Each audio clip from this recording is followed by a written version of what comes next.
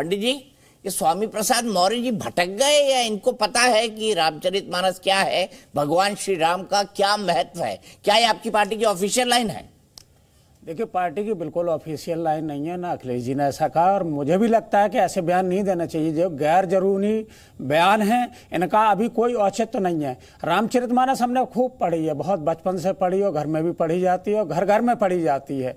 मेरा मानना है कि रामचरितमानस जोड़ती है, चाहे नारी का जो बता रहे नारी का अपमान, तो नारी के लिए उन्होंने लिखा भी आप देखें, मैं बता रहा हूं कि जब बाली को बाण मारा भगवान राम ने, तो उन्होंने कहा मैं बैरी सुग्रीव प्यारा, कारण कवन नाथ मोहि मारा।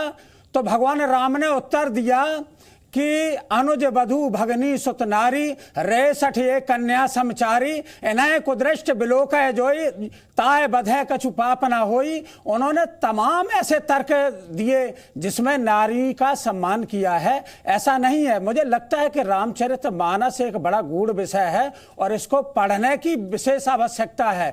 आप बयान कोई भी दे दें, लेकिन बयान देने से पहले आपको सोचना चाहिए, क्योंकि रामचरितमानस वो है। जी, आप ये मुझे तो बता रहे हैं, आपकी पार्टी के वरिष्ठ नेता स्वामी प्रसाद मौर्य को तो बता दीजिए, उनको तो बता दीजिए कि देखिए उन्होंने महिलाओं के लिए भगवान श्री राम ने क्या क्या कहा है, और जिन बातों का वो जिक्र कर रहे हैं ये तो दो लोगों के बीच आपसी संवाद है। समुद्र भगवान को कहता है, जब भगवान उस पर अग्नि वर्षा करने लगते हैं, भय बिन प्रीत ना होए, तो समुद्र भगवान को ये बात कहता है जो उन्होंने कही है। यह भगवान श्री राम या गोस्वामी तुलसीदास ने नहीं लिखा, ढोल गवाल शूद्र पशु नारी सकल ताड़ना के अधिकारी। मैंने देखिए पूरे जब परिपेक्ष में आप किसी बात को नहीं लेंगे कि तो उसका अर्थ अनर्थ हो जाएगा। शब्द नाम अनेक अर्थ, शब्द के अनेक अर्थ होते हैं। दुबे जी बिल्कुल सही है। तो या पहली बात, या तो आपकी पार्टी स्वामी प्रसाद मौर्य को बाहर का रास्ता दिखा दे, या अखिलेश यादव बाहर निकलकर ये कहते हैं कि स्वामी प्रसाद मौर्य ने जो कहा है गलत कहा है।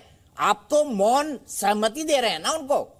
देखिए, मौन सहमति नहीं दे रहे हैं। देखिए, बिल्कुल हम लोग कह रहे हैं कि इन चीजों में आपको पढ़ना चाहिए। बात ये होनी चाहिए कि ब्रजभूषण शरण सिंह जी पे जो आरोप लगे हैं उनका क्या हुआ, उनका इस्तीफा हुआ कि नहीं हुआ। महंगाई की बात होनी चाहिए, किसानों की आमदनी की बात होनी चाहिए, रोजगार की बात होनी चाहिए, लेकिन गैर आवश्यक आप मुद्दे उठाएंगे। आप 2022 के उत्तर प्रदेश के विधानसभा चुनाव में उठा चुके हैं और हार चुके हैं। मैं सिर्फ आपको याद दिला रहा हूं। पवन जी, क्या आउट ऑफ कंटेक्स्ट कोट कर रहे हैं? क्या गोस्वामी तुलसीदास जी, भगवान श्री राम, हनुमान, भगवान श्री लक्ष्मण, क्या ये कभी नारी या दलित या फिर पिछड़े तबकों के विरोधी रहे हैं अपने कंडक्ट में? कभी भी देखिए, कभी भी विरोधी नहीं रहे। और मैं इसको बहुत स्पष्ट रूप से कहता हूं कि वहां अर्थ शूद्र का जो है वो आधुनिक समाज में जो दलित शब्द का प्रयोग करते हैं उससे बिल्कुल भिन्न है। ये एक मानसिक स्थिति है, ये एक अध्ययन की स्थिति है। ये उन लोगों के बारे में कहा गया जिसके लिए यास्क मुनि जी भी कहते हैं कि जन्म से तो सभी शूद्र हैं। तो यहां पर कहीं बैर है ही नहीं किसी भी वर्ग अथवा जाति में। दूसरी बात, 1575 के लगभग ये रामचरितमानस लिखनी शुरू होती है और उस समय की स्थिति का अवलोकन किया गया है। जैसे कोई भी व्यक्ति जब अपने समय का कोई साहित्य लिखता है, चाहे वो राजनीति शास्त्र का साहित्य हो या फिर वो हिंदी का साहित्य हो, अंग्रेजी का साहित्य हो, तो वह एक पूरी भूमिका बांधता है और समाज की पूरा उसका एक्सप्लेनेशन देता है। तो जो गोस्वामी तुलसीदास जी हैं वो बात कर रहे हैं। और जैसे भी अभी दुबे जी ने कहा, तो वो उस बात को समझने की बड़ी आवश्यकता है कि वो ये कह रहे हैं कि जो शिक्षा आपने मुझे दी है, हम सब उसी प्रकार से शिक्षा के अधिकारी हैं।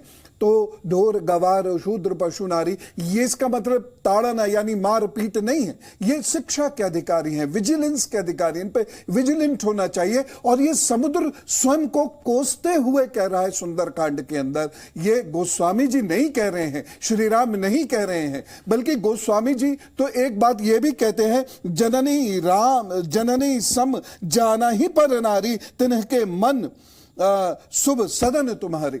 यानी हर वो व्यक्ति जो अपनी पत्नी के इतर किसी भी स्त्री को देखे तो वह जननी के रूप में देखे, अन्यथा वह पाप का भागी होगा और उसका विनाश। मैं सीधे यहां से उदित राज जी के पास चलता हूं। उदित राज जी, मुझे बताइए, क्या एक बार बेहतर नहीं होगा कि सभी दलित विचारक बैठ जाएं, सभी ओबीसी मानने वाले लोग बैठ जाएं और ये तय कर लें कि कितना आउट ऑफ कॉन्टेक्स्ट हम भगवान श्री राम और गोस्वामी तुलसीदास जी को कोट कर रहे हैं? गुरु पवन सिन्हा जी ने समझाया।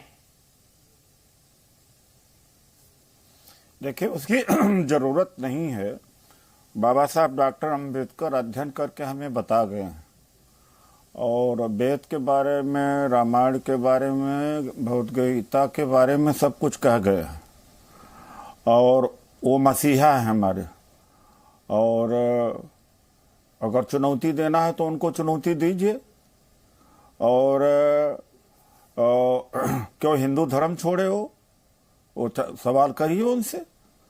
मैं दूसरी बात ये कहना चाहूँगा दीपक जी, देश में इतना पाला पड़ रहा है, किसानों की मुसीबत आई है, शिक्षा के ऊपर कोई चर्चा नहीं, बेरोजगारी के ऊपर चर्चा नहीं। ये विषय आपका नहीं है ना मेरा है। टेलीविजन पर लगातार कई दिनों से चल रहा है। कोई चमत्कारी बाबा है, कोई इस बात का, आपके सहयोगी आरजेडी वाले ही तो बोल रहे हैं। अगर बोल रहे हैं वो तो नहीं बोलते तो विवाद नहीं शुरू होता। अरे विवाद आप लोगों ने बढ़ाया है, टेलीविजन वालों ने, आप भी उसमें एक हैं, और मैं आपको दोषी नहीं देता हूं।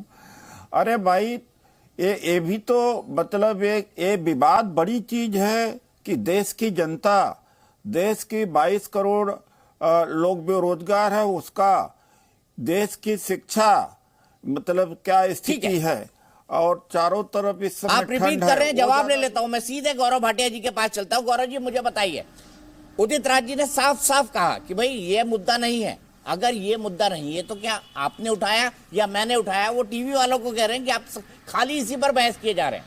मैंने आपसे पहले भी सवाल पूछा था, माफ कीजिएगा, आपका कॉन्टेक्ट नहीं था मेरे पास, लाइन कनेक्टेड नहीं था। दीपक जी, सभी दर्शकों को नमस्कार। आपको शुभकामनाएं, आपकी नई पारी में आपको अपार सफलता मिले, आप आसमान की ऊंचाइयों को छुएं। मैं सबसे पहले ये कहना चाहता हूं, देखिए, ये जो राजनीतिक दल है विपक्ष में, इनकी सोच ही हिंदू विरोधी है। दीपक जी, मैं आपको कुछ उदाहरण देता हूं और फिर कुछ सवाल उठाऊंगा। इससे कुछ दिन पहले आरजेडी के नेता है, मंत्री हैं चंद्रशेखर सिंह, उन्होंने क्या कहा? उन्होंने कहा रामचरितमानस को नष्ट कर देना चाहिए। उन्होंने कहा कि ये ऐसा ग्रंथ है जो नफरत सिखाता है। क्या नीतीश कुमार ने उनके खिलाफ कोई कार्रवाई करी? नहीं करी, हिम्मत नहीं पड़ी। आज समाजवादी पार्टी के नेता हैं स्वामी प्रसाद मौर्य, उन्होंने कहा रामचरितमानस पर बैन लगे। उन्होंने और भी अपशब्द कहे। और इसी तरह से कांग्रेस पार्टी के वरिष्ठ नेता राहुल गांधी कहते हैं मंदिर में हिंदू लड़के लड़कियां छेड़ने जाते हैं, हिंदू आतंकवाद होता है। अब मैं वो सवाल पूछता हूं जो जनता पूछ रही है। ठीक है, हिंदू सबसे ज्यादा सहिष्णु धर्म है पूरे विश्व में, लेकिन किसी की हैसियत है, किसी की औकात होगी कि किसी और धर्म के लिए इस तरह के शब्दों का इस्तेमाल करे। पहला, क्या वो कह पाएंगे स्वामी प्रसाद मौर्य कि कोई और धर्म का जो धर्म ग्रंथ है उस पर बैन लगा दो? आपको मालूम है, एक बात कही जाती है दूसरे धर्मों में, जो कट्टरपंथी सोच के लोग हैं, गुस्ताखे रसूल की एक ही सजा, सर तन से जुदा, सर तन से जुदा। क्या ये डर है इनमें कि हिंदू तो सहिष्णु है तो कुछ भी बोलेंगे? दूसरी बात, क्यों अखिलेश यादव का अभी तक बयान नहीं आया? क्यों स्वामी प्रसाद मौर्य को पार्टी से निष्कासित नहीं किया गया? क्यों चंद्रशेखर सिंह बने हुए हैं? क्यों राहुल गांधी कांग्रेस पार्टी में है जब वो हिंदुओं की भावनाओं का अपमान करते हैं? ये इसलिए है दीपक जी, क्योंकि वरिष्ठ नेता के इशारे पे ही ये कार्य होता है। ठीक है। और तुष्टीकरण का जो दीमक है ना इन पार्टियों में लगा है, ये केवल एक धर्म विशेष का वोट पाने के लिए हिंदुओं को गाली देते हैं। लेकिन आज श्री नरेंद्र मोदी जी प्रधानमंत्री हैं, हिंदू जो है इतना सजग है, इतना मजबूत है, इनकी राजनीतिक हैसियत नेस्त नाबूद कर देगा।